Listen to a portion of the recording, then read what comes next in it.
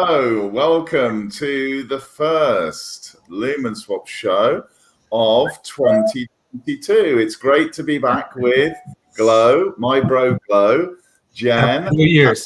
Today we have, Happy New Year, everyone. Today we have a very special guest. After the last show, which we had last year, which was, a pretty much a general knowledge or a great in-depth conversation about many things, Jen has organized for Joseph to join us.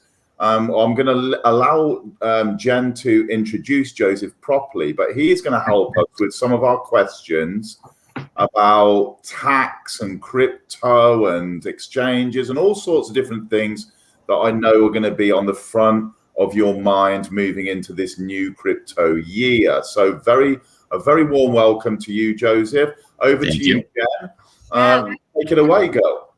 Welcome, Joseph. Thank you so much for coming on the show. We really appreciate that, and to help clarify everything for everyone, this is Joseph Reben. He is the CEO of Mandala Exchange, which is powered by Binance Cloud and run out of Colorado in the U.S. Joseph is also a regulatory and business and tax attorney. He works with the Minnesota. He is on the Minnesota and Colorado Blockchain Association. So he works with all the bills, the regulatory compliances, everything. So this is the person that if you're going to ask any questions, this is the man who is going to give you those answers. And he's also focused on helping startups and multiple emerging global markets. So Joseph, super excited to have you on our show today. Thank you so much.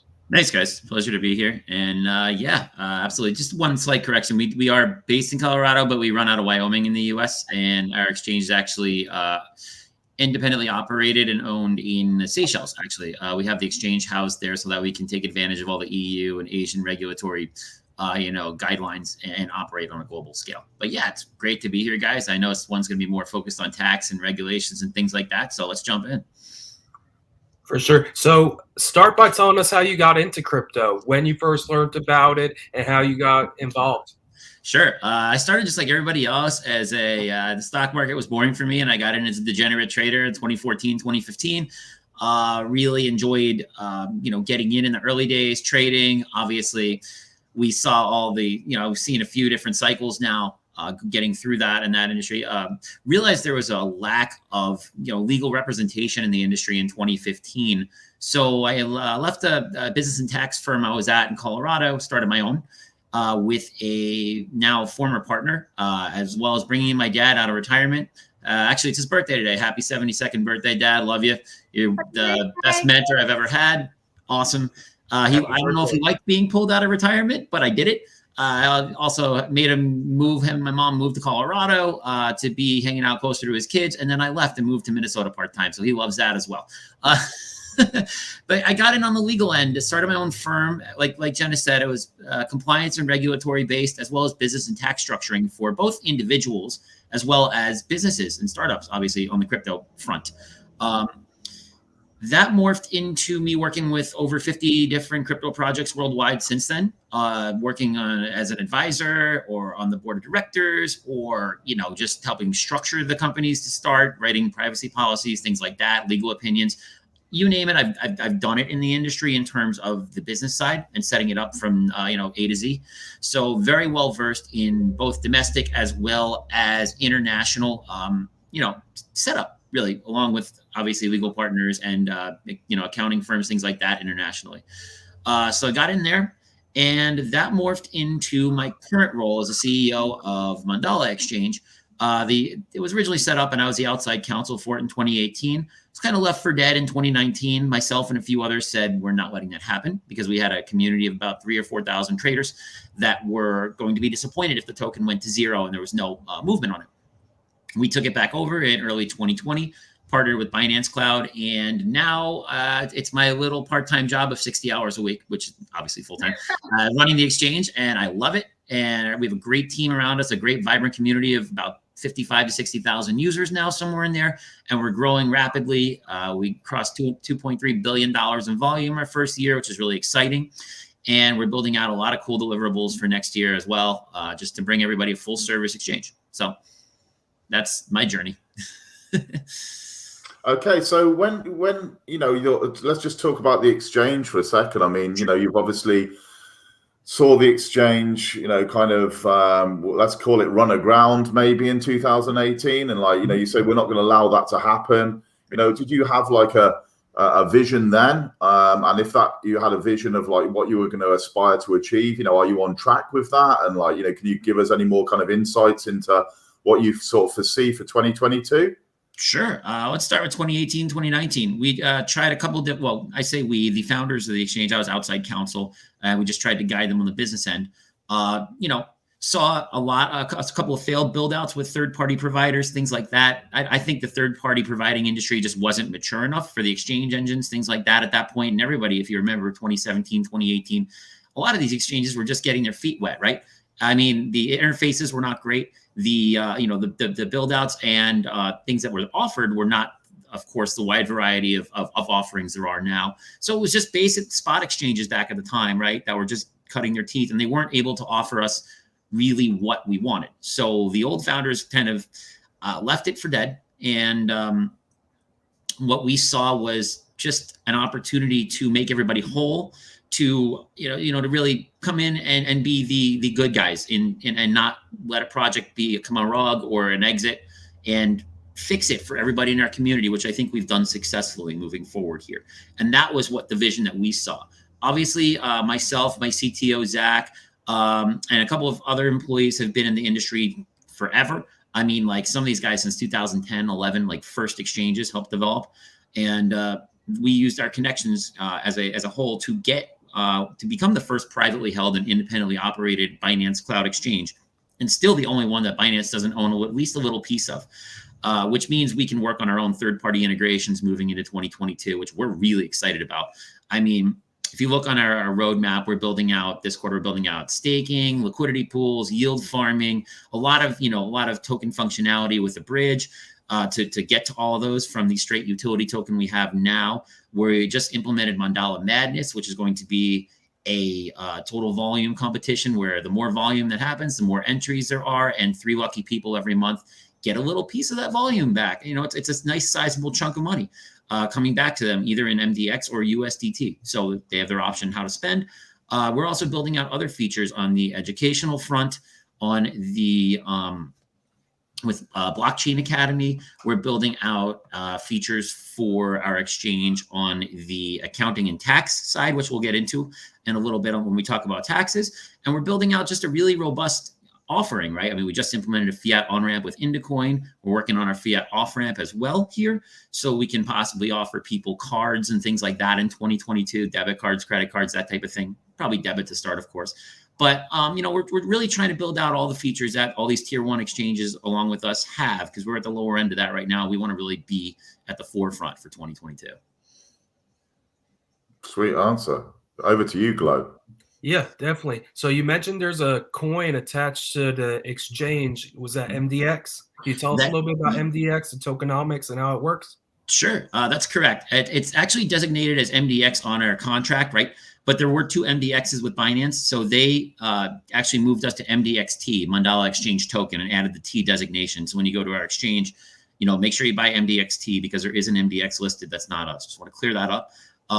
It's a DEX, and it's an MDEX, which I'm sure you've heard of. Different exchange, different everything. So we have a total supply of 400 million tokens just for the tokenomics of it. And, part of that is in our team wallet right now. And we do really try not to ever move that, right? We keep that as a reserve stable in case something happens and we really need it. There's about 120 million or so tokens locked up on our exchange. There's a locking feature that we developed about a year plus ago that was unique to our exchange at the time, where you lock different tiers of tokens to receive rebates and referral, rebates as well. But trading rebates was the primary focus there. That has also expanded to Mandala Madness, where every 1,000 tokens you lock up, you receive an entry into the competition for the total volume. So it really caters to big and small traders alike that have a chance to win.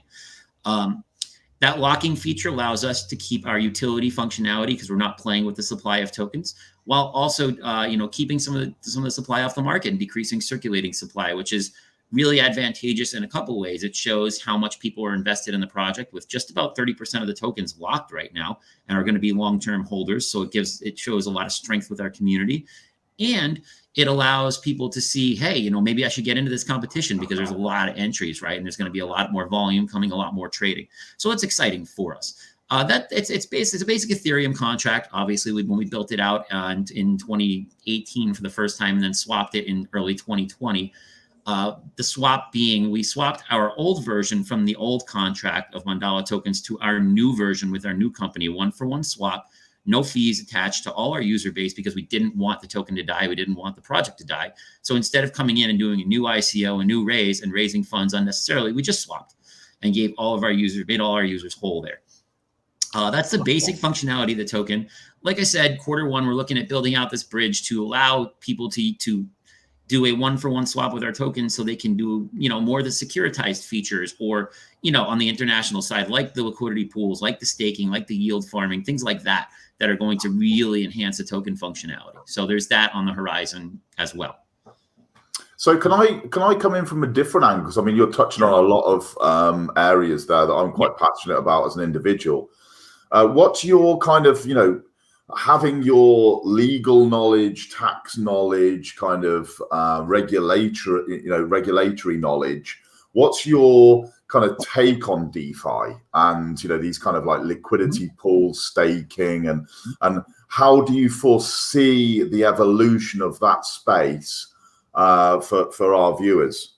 What a great question. Well, obviously, I participate in yield farming, liquidity pools, you know, as well as staking on various platforms. And I'm excited to obviously bring that all over to the Mandala platform, where obviously I have not only a vested interest in seeing our community grow through it, but I myself am going to utilize some of those features, you know, through I think through sensible regulation, I think is the best way to put it, where there is some form of oversight, right? But not the kind of crushing oversight that the US and, you know, other countries are trying to put in place, where it just really squashes the innovation and the tech side of things. You know, we all see that happening right now with the infrastructure bill, and with other places such as India and China, where they're really explicitly banning crypto, and obviously the DeFi protocols that come along with it. I think sensible regulation that give people the freedom to develop, give people the freedom to innovate, but, you know, still track, I guess, in some way, shape, or form, to just keep a sense of kind of what's going on through governmental agencies without trying to control, is the way forward in 2022 and 2023. And I hope that is what a lot of these regulatory agencies and bodies take to heart, and don't squash the spirit of crypto. It's, you know, the spirit of crypto, of course, is decentralization, is being your own bank, is sovereignty over your own money, right? I don't want that to go away. And it's a tough question for me as well, because I run, you know, an exchange that is centralized, where we do have some pretty cool features like a 2 BTC, no KYC policy. We've still kept that in place, while other exchanges are kind of, you know, narrowing that down to how much you can withdraw on a daily basis. So we've kept that pretty open, right? We want to give people that feeling of a little bit of sovereignty over their own, you know, their own stack of crypto. But at the same time, looking at it from the legal and regulatory perspective, when people ask me to you know, comment on where regulation's going or where these laws are going, I have to wear a few different hats, right? You know, there has to be some kind of middle ground that we have to meet where it's going to drive mass adoption. It's going to drive people to come into the space, you know, and break down these barriers of entry, where a lot of people still see it as unsafe, which is totally unfair, I think. But on the other end, there aren't rug pulls happening weekly on DeFi platforms or with DeFi projects, where the creators, the team, the developers are completely doxxed, and no one knows who's, you know, performing these rug pulls. So there has to be some sort of visibility into the project, into the team, and some sort of accountability for these rug pulls, I think, for DeFi to really be, you know, mass adopted and accepted by governmental agencies. Yeah, for sure. I think that you know, it's finding that balance, isn't it? I mean, you know, I'm thinking, you know, agreeing in aspects with what you're saying, and I also think on the other side, I quite like the fact that I can go to have a VPN or cloaking mechanism on my computer. I can set up a MetaMask or a Web3 wallet, browser extension wallet. I can partake in DeFi, and no one out there knows what I'm basically doing. I have complete control over my crypto, actions. But then saying that, I also understand that, say, because we're all, big Stellar fans here, and with Stellar, they are obviously trying to integrate with government agencies, especially in the States. I mean, I think they're probably sat in Congress pretty much every bloody day from what the news is saying at the moment. But they are having these meetings, and they are trying to say, okay, how do we bridge that? The regulation and the government agencies wanting to kind of pry, and then the crypto people naturally being a little bit wary of the government's prying eye. And I think it's a very interesting, for me, it's a very interesting relationship that's developing, and how Stellar navigate that. Do you kind of foresee a solution to how that balances out? That's a great question. I actually have a lot of insight into that. There's about 50 or 60 of us across the country that sit on we call it, it's the state's blockchain association. There's 1 or 2 reps from each state. We have monthly meetings.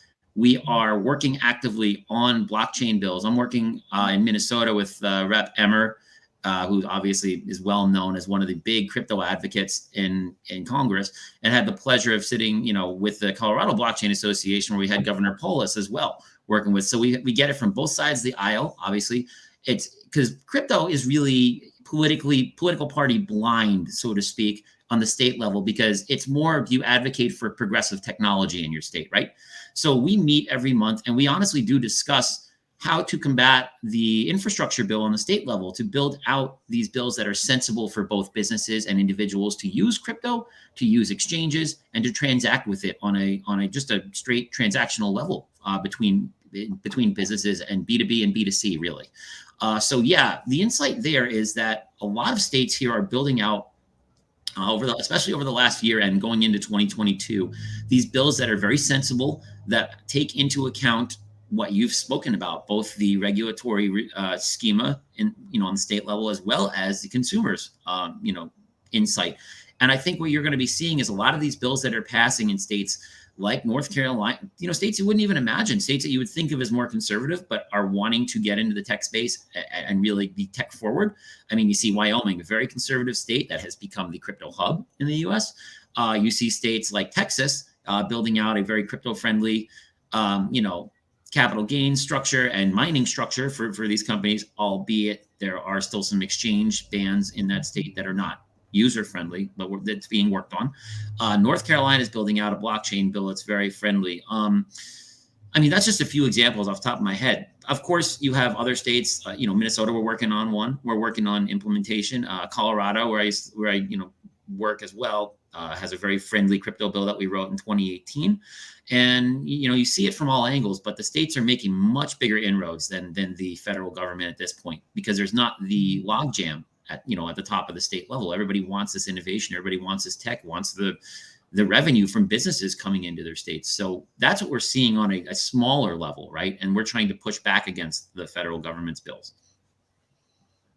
Thanks for that really comprehensive answer, and it does give me a lot of clarity on kind of from being from England. I think I struggle with the you have the federal and the state level kind of laws and things, and I kind of struggle to get my head on how that actually kind of breaks down, because we kind of we don't really have our kind of local counties and those councils having really any power in controlling anything like that. So that's really interesting to know. Glo, do you want to jump in with anything? I've got a couple of questions, but I don't just be on my side. Definitely. We see a lot of people asking these questions, like when Binance, when Coinbase. Can you give us a little bit of background on how tokens get listed and what's the process behind tokens getting listed? Sure. We also, that's a great question. We also do exclusive listings at $1, right?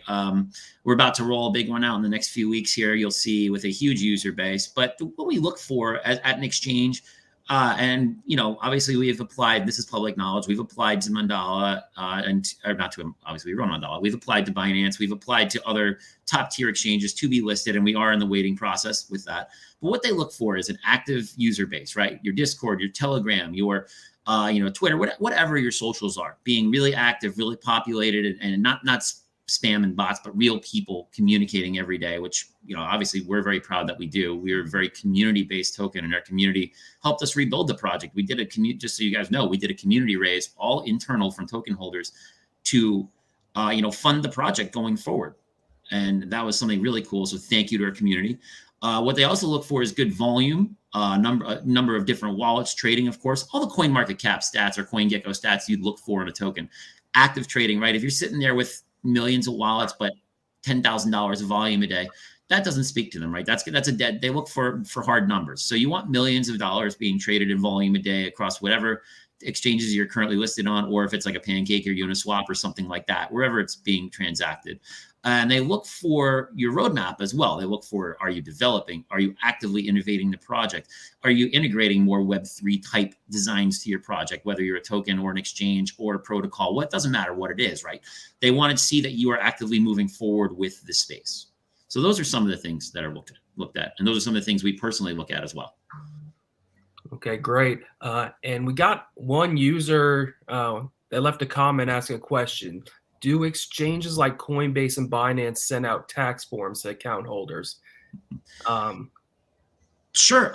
The answer is it depends where you're from, right? On a global exchange, there are usually, let's start with the US. US exchanges send US users, yes, if you transact over a certain amount of money. I think it was like 20,000 in the last few years. I think they're lowering that now with their infrastructure bill. One of the things I really don't like about the infrastructure bill they do send out, I forget, 1099 or 1098, whatever the designation is. I don't remember. It doesn't matter. You will get one as they become more regulated and more, you know, ingrained in the US tax structure.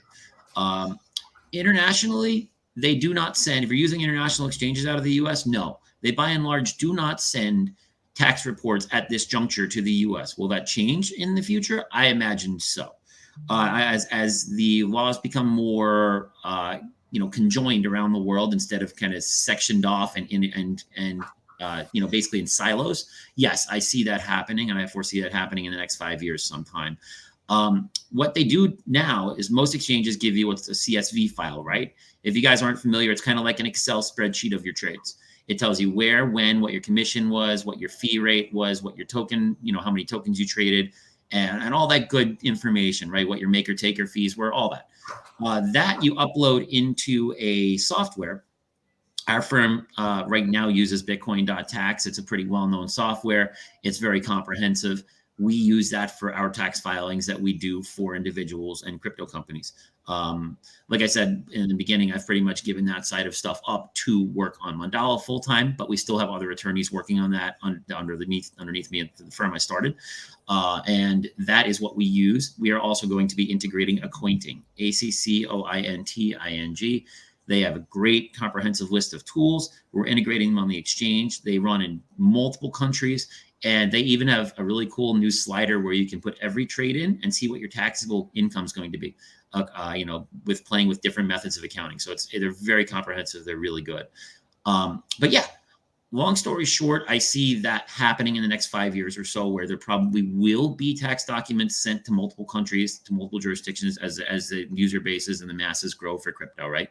Because exchanges are still trying to learn, along with regulators, what the heck the regulators are doing. Every week it's something different.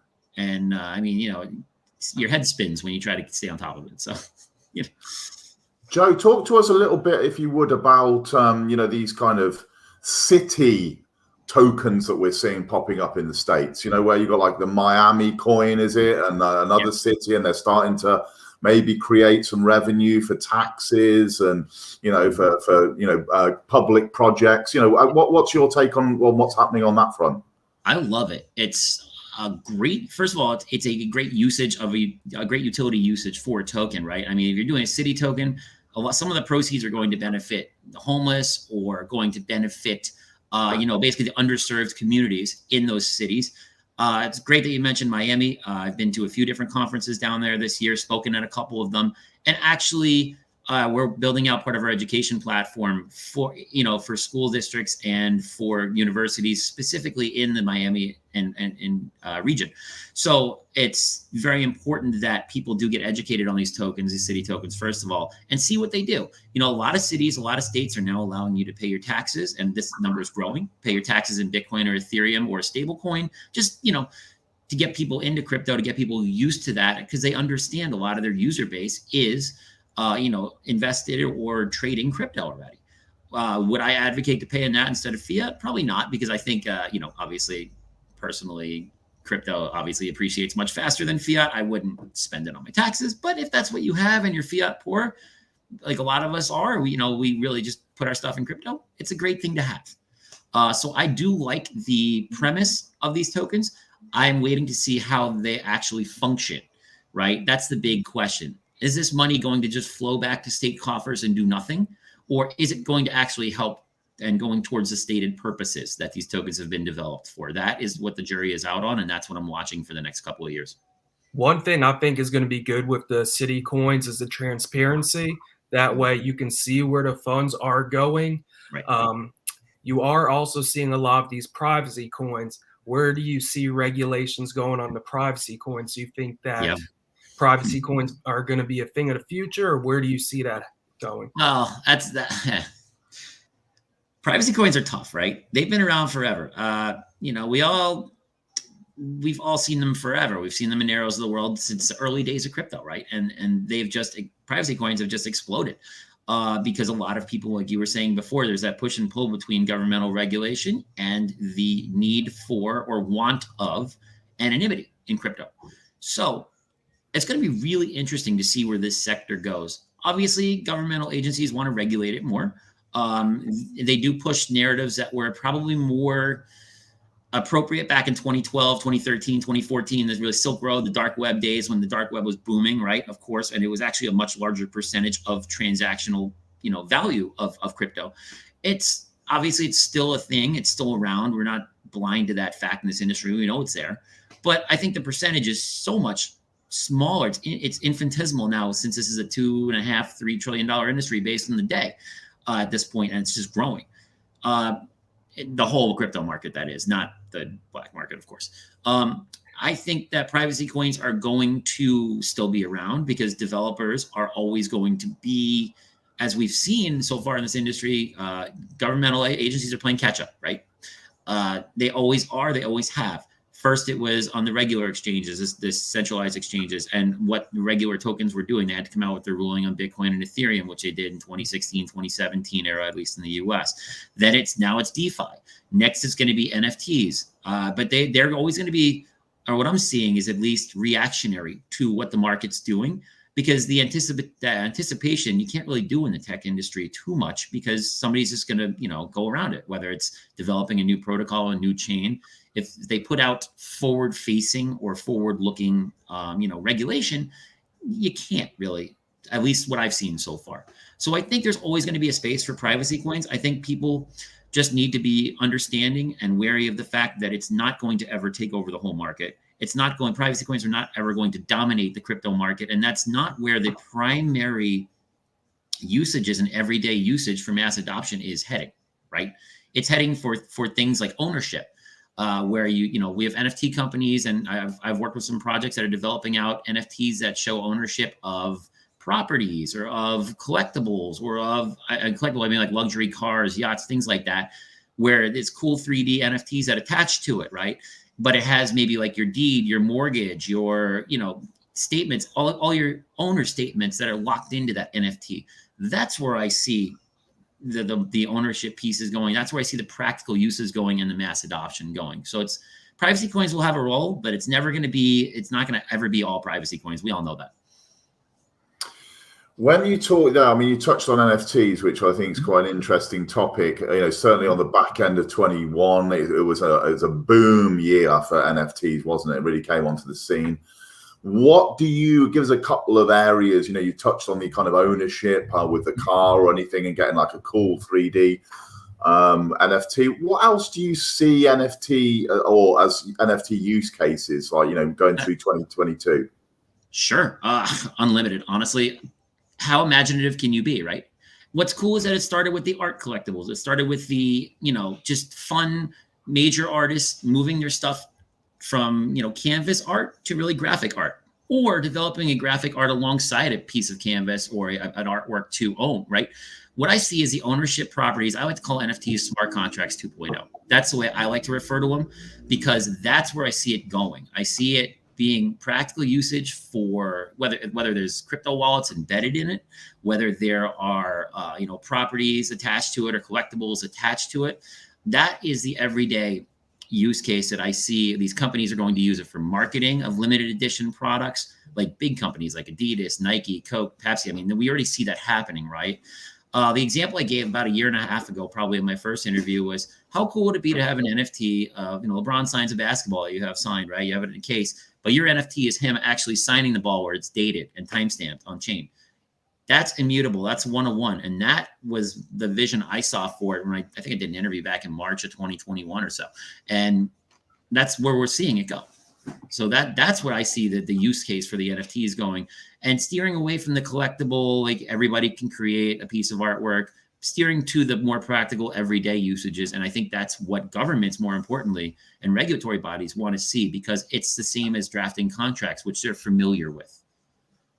Yeah, I think that, you touched on there, your imagination. I think that was, the key point of that, of what you've just unpacked there for us is, how much do you want to stretch your mind? That's the levels that we can actually go to. And I'm a firm believer that we're only just scratching the, a lot of people are saying, is crypto done, and all these kind of things. I think they pop up. I think we're only really scratching the surface of like the beginning of the tsunami that's coming ashore, isn't it? The wave is just building. Okay, I just wrote down there while it was in the forefront of my mind as well. How you talked about traditional markets and trading in the introduction, the crypto markets, and we like we say, it's around about 2.5 trillion for the complete market capitalization, but it's so ingrained now with institutional money. There's so many, you see, all of these different, huge multinationals that are having part of their portfolio in crypto. Are we ever going to be able to unshackle from the traditional markets? What I'm leading to in this question is saying, I think you kind of alluded to the situation with traditional finance, right? And obviously not spending sort of like tax money, etc. Your crypto on because you'd rather use fiat. Yeah. How do we unshackle, or can we unshackle for any impending financial catastrophe that goes on like housing and stock markets, etc.? Are we all going to just tank out with the crypto, or do you think crypto is going to be buoyant? It's going to be one of the first kind of recovery areas should we see a global crash? Sure. Let me expand that a little more. What do we see countries doing that are third world countries where their currencies are destabilized or deflationary to the point that they're littering the streets, right? Yes, I'm talking about El Salvador, the Venezuelas of the world, Ukraine's of the world, things like that. We see them implementing Bitcoin as a national currency, right? I think it's going to be, and this is just solely my opinion, I think it's a buffer between traditional finance and a bridge as well, between traditional finance and the new financial era, if you want to call it that, or the new tech era. Really, they're one and the same, where you get all these Gen Z, all the millennials, all the Gen X kids.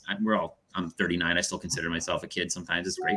But, what are we investing in? We're all in crypto. We're all in the crypto markets in some way, shape, or form. It's the target audience. So with that new wave of normalizing crypto, worldwide, and investing in different projects, I see that as a buffer to the traditional financial markets, and I see it as part and parcel. You're right. We do see the Apples, the Googles, the Teslas of the world buying, obviously MicroStrategies. We see them buying, billions of dollars worth of crypto.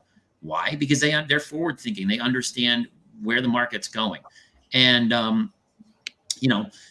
so long as those companies keep investing and keep buying, and maybe Elon quits tweeting, we're going to have some stability in those markets and forward and progression in those markets, but it'll never decouple from traditional finance because, you know, I think people thinking that the US dollar is going to go away magically, or the Great Britain pound or the euro, that's kind of a pipe dream, especially short to midterm. That's not happening, right? It's always going to be a world stable currency, but well, maybe a little less than stable. But you know, with Bitcoin being the 5th or 6th largest by market cap currency in the world, there's a place for it alongside, and all these companies see that, which is why they're building out their portfolios. I mean, BlackRock, all these companies are just building out. So, and they, you know, they get there's if they're just getting into it. Another thing for individuals to think about is you are certainly not too late. This industry is still infantile, and, you know, yeah, there's no more $15, $20 Bitcoin, but shoot, you can always buy, you know, sats, just stack sats of your favorite projects, and you are still early enough. So just always remember, or of course, XLM. I mean, that's a great example. I mean, honestly, I've been in XLM since almost pre-sale, but when it first launched on exchanges, I bought some, and I've been holding a bag ever since. So, you know, I picked out a bunch of top 20, top 30 projects. Yeah. So, what happens if you launch an NFT project and you don't have any kind of legal advice? You didn't consult legal advice. Like, I think a lot of NFT projects and people don't realize that they need to do that. What kind of trouble can you get in? What happens then? I can rebut with this question. What happens if you start a business without any legal structure? It's the same thing. You know, you have to remember your NFT collection is a business. You know, just because you launch it on a DeFi protocol or, you know, or a platform does not mean you're absolved of what could happen, right? Let's say you have no legal structure in place, no legal counsel in place, and somebody steals all your money, right? Somebody hacks you.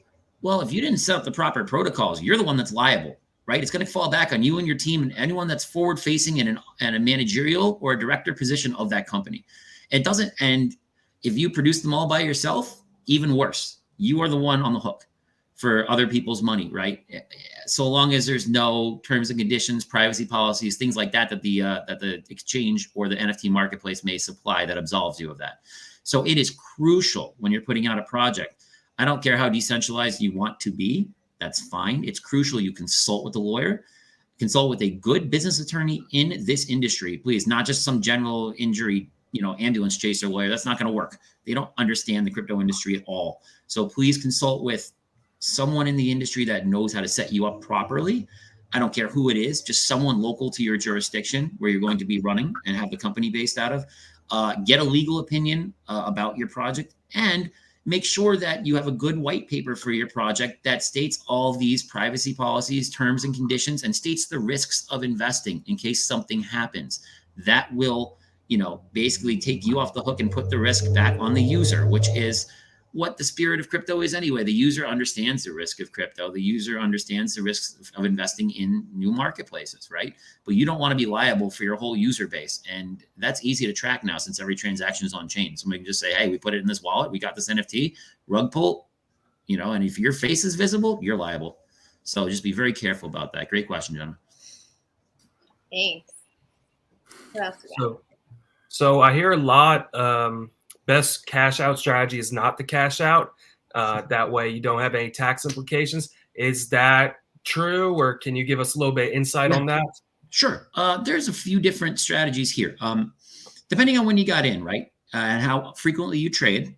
Any token, as you guys may or may not know, any token you bought with money that was already taxed, fiat money, whether it's, you know, whatever, if you get paid in USDT from a project or another crypto from a project, that's what's called your cost basis, right? So let's say I buy a token for $1. Okay, let's just keep numbers easy. I buy 100 of them. That first $100 worth of that token is what's called my cost basis. Now, there's two ways to go about trading that token, right? Just basic ways. I'm not going to get into staking, all that stuff. We'll touch on it, but just regular trading. Let's talk about spot trading for now. Let's say I make a number of trades throughout the year and that token appreciates to $2. Okay. And then I cash out all 100 back to another token, USDT or fiat, because I want to pay for something. That other $100 that you made throughout the year with all those trades, minus trading fees and things like that, is called your short-term capital gains. Short-term because you made all those trades throughout the same year, at least in the US. There's different rules in different jurisdictions. And I don't know all the international rules because I don't keep on top of 200 plus countries rules. I'm never going to. But in the US, it's called short-term capital gains. Now, that $100 is applied to that short-term capital gains rate chart that is federally produced every year. And it is added to whatever other W-2 or 1099 contractor income you have to figure out your tax rate for that money. That's one way. So that's capital gains plus cost basis. You're never taxed on the cost basis as long as you've paid taxes on that money, but you are taxed on the capital gains when you're ready to cash out or you make a trade or a move to another crypto. Now, if you hold for over a year and then cash out, that $100 difference between where you bought it and cashed out is called the long-term capital gains, and it gets applied to a much smaller tax rate bracket, and which will bring your tax rate down, right? That's if you made a gain on the token. There are ways to combat that. Sometimes there are tokens that you don't want to hold, because you're sick of holding the bag, or you just want to get rid of it and go back to another token. You can do something called loss harvesting. Let's say you bought that token for $1, right? You have other crypto holdings, other businesses, you're doing fine everywhere else, but that token goes down to, let's say, 60 or 70 cents, and you're just done with it. Now you sell it. That 30 or 40 cent loss there is called a capital loss, and you can apply that directly against your taxable income for that year and take that as a loss. So it actually lowers your tax basis as well. So if you have bags out there that you're holding, I wish we had done this show last week. I would have explained it a little bit for 2021, but it's okay for 2022. If you have bags you're holding by the end of the year and you're not happy with their performance, it's okay to dump them and move back into a token that you are comfortable with. Because remember, when you move back into another token or you cash out, you're just resetting your cost basis, right? That's a zero transaction. It's just the loss from where you sold to where you bought. So that's countable. Now, that's regular spot trading. Obviously, if you're bot or algo trading, that number gets multiplied by thousands and thousands of trades. It creates a nightmare for people that prepare taxes. And, so make sure to keep really good records of your bot trading, please. There's one other one to be careful of with the new DeFi protocols and staking platforms and lending platforms, things like that this year. Staking.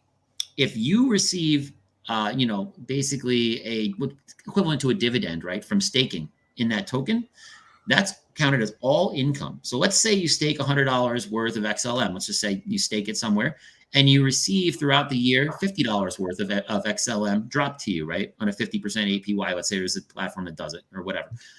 That 50 XLM you received is all income because you didn't do anything except lock your tokens up for it, right? That is all just calculated as income. There's no capital gains, nothing like that. It's income from the year you received it. Now, if you trade it later, of course, there's cap gains on it and cap losses like I described before. But if you're just receiving it in that tax year, you have to count that as income. So it becomes a little tricky, and that's why it's good to consult with us or another tax firm that knows what you're doing to figure out what's income versus what's capital gains versus what trading gains and losses is. And we can definitely help you set up a strategy that's, comfortable for you. But it gets a little tricky. Another trend we have been seeing is a lot of airdrops as well. Mm-hmm. How would airdrops be taxed? Would they have a zero value since there's technically not a value whenever it gets dropped, or would it be the value whenever it hits the account and it starts getting traded? How does airdrops equal into that equation? Wonderful question. Airdrops, let's say the token has a zero value. That's correct. Your cost basis is going to be set at zero. So there's no income at the time you receive it. However, the income is going to be calculated as that capital gains when you trade it or sell it, right? That is how that's calculated. If the airdrop has a value when you get it, some tokens do, give out airdrops after they have been out and trading for a while. That cost basis is set as income when you receive it, just like the staking would be. And then anything above or below that you sell is your cap gains or cap losses. So it's also very good to keep very, very detailed track of every token you receive, when you receive it, and what the value of it was when you got it. That's very important data to have.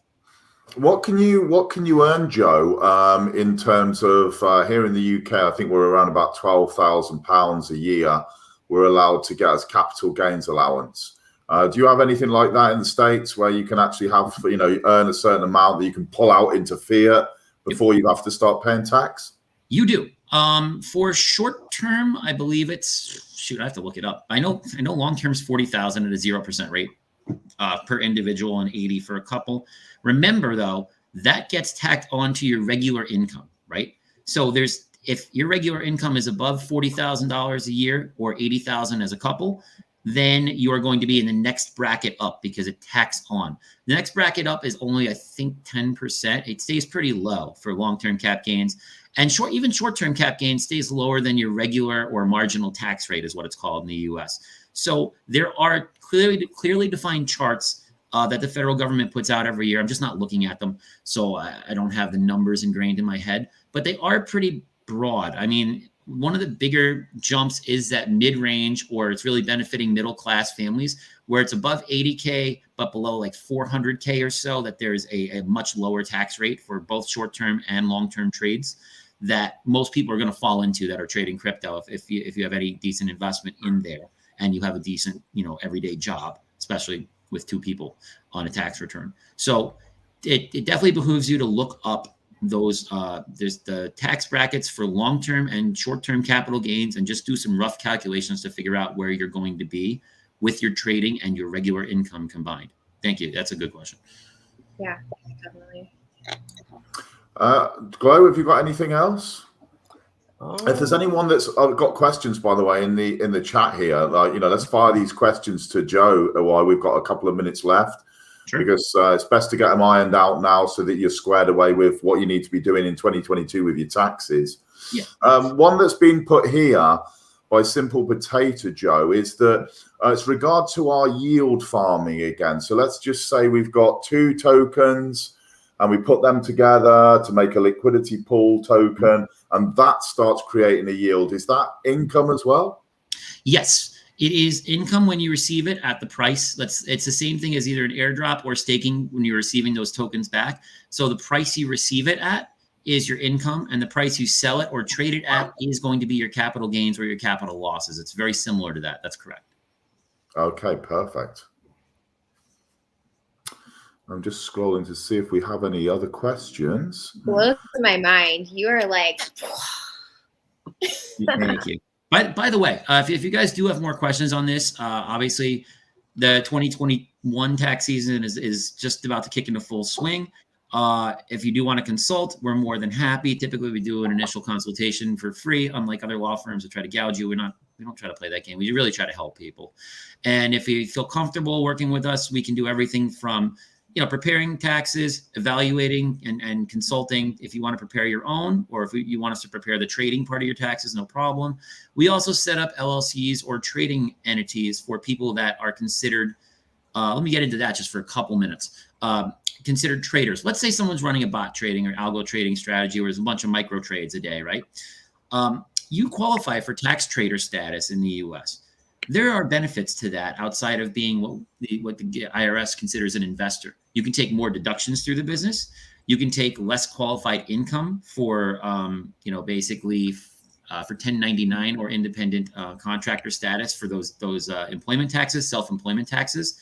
And you can save a bunch of money running through the business with those 2 strategies combined. So we're always down to counsel anyone through that or have an initial consultation, and we can set those entities up for you within your state as well as federally for you, so you can operate through those entities. So there's a lot of services we do provide. If you'd like to contact us, you guys can put this up later. The email is Joe, J-O-E, at Reiben, R-E-I-B-E-N, biz, B-I-Z, law, L-A-W.com. Just a little shill, but obviously we're here to help you. We're not here to, gouge anybody. We work with people that are individuals or small businesses that need to get on their feet. So that's where we really cut our teeth, make our bread and butter, and would love to help all you guys. I got one more question for you, Joe. Sure.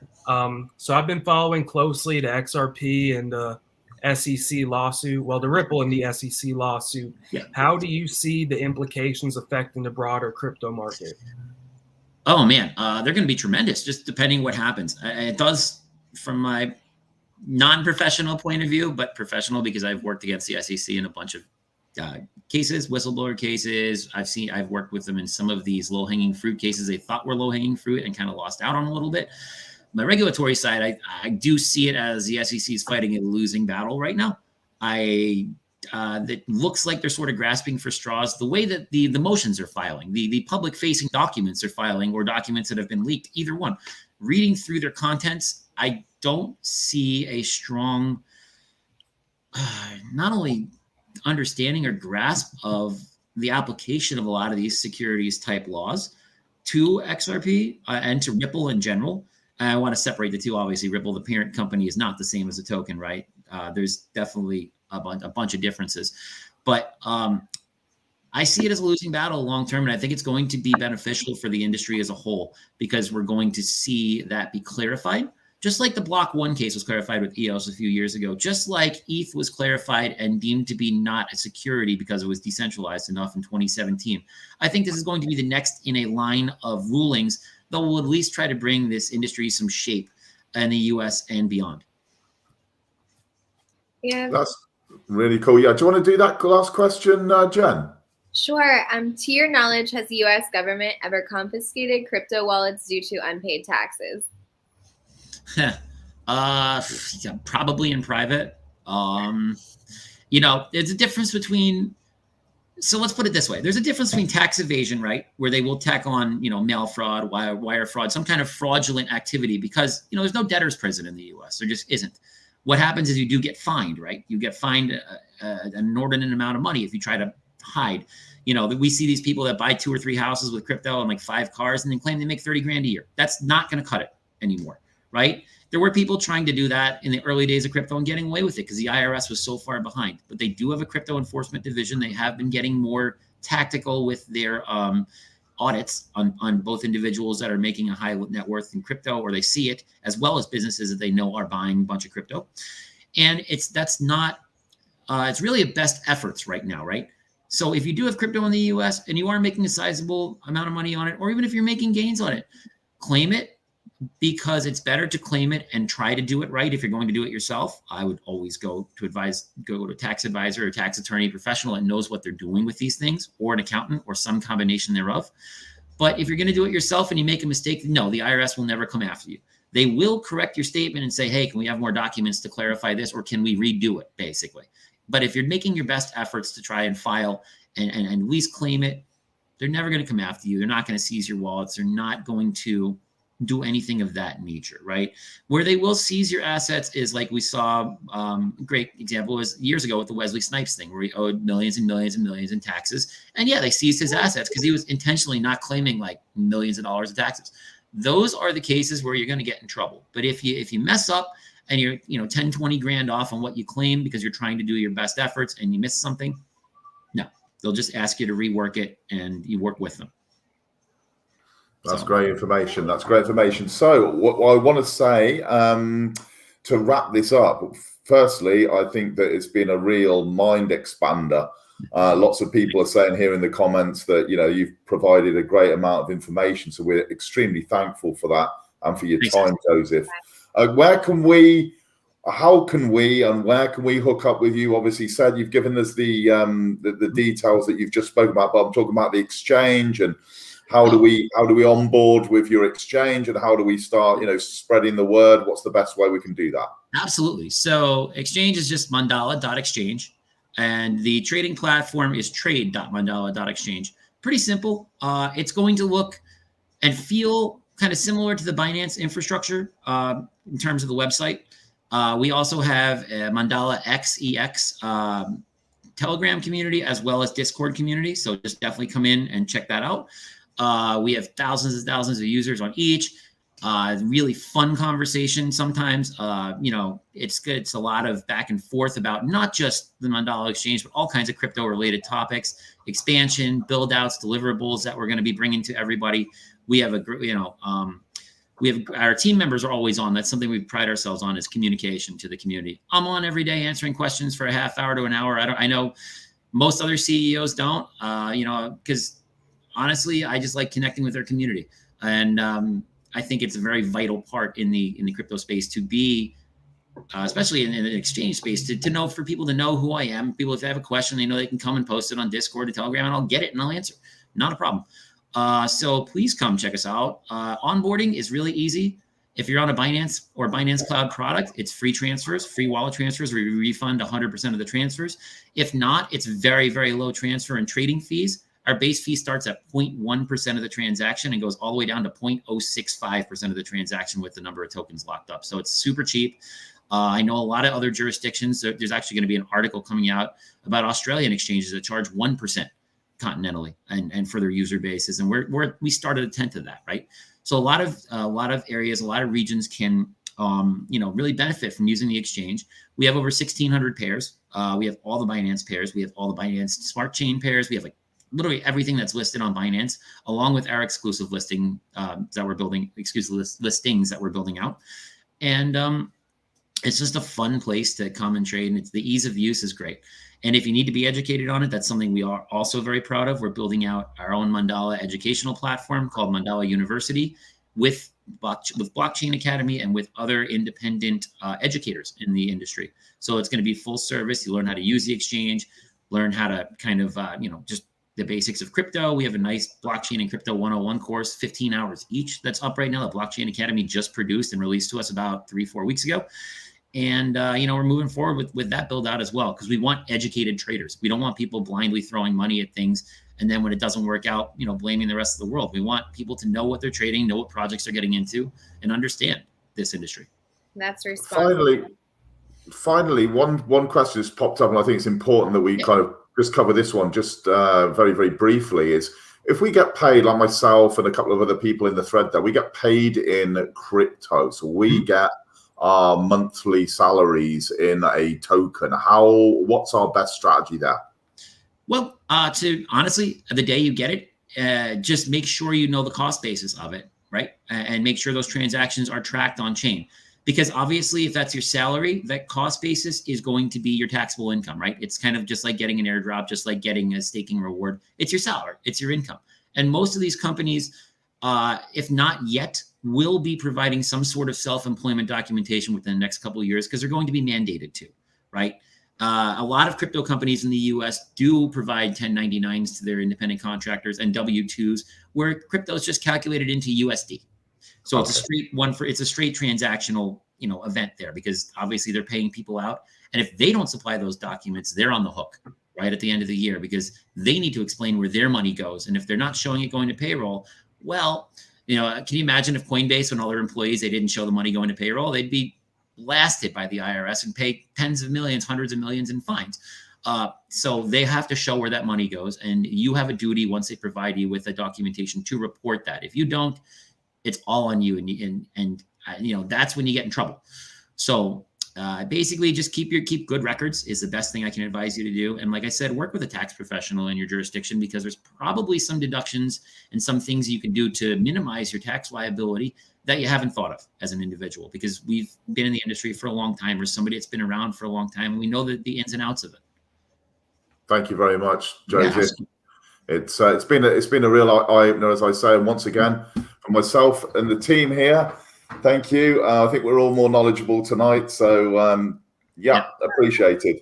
Appreciate it. Love being on. Thank you for coming on. It's definitely been eye-opening, and it answered a lot of questions that I've had. So thanks, I know the community is very appreciative of you coming on. Yeah, absolutely. And thanks, Jenna, for organising it. Cheers, guys.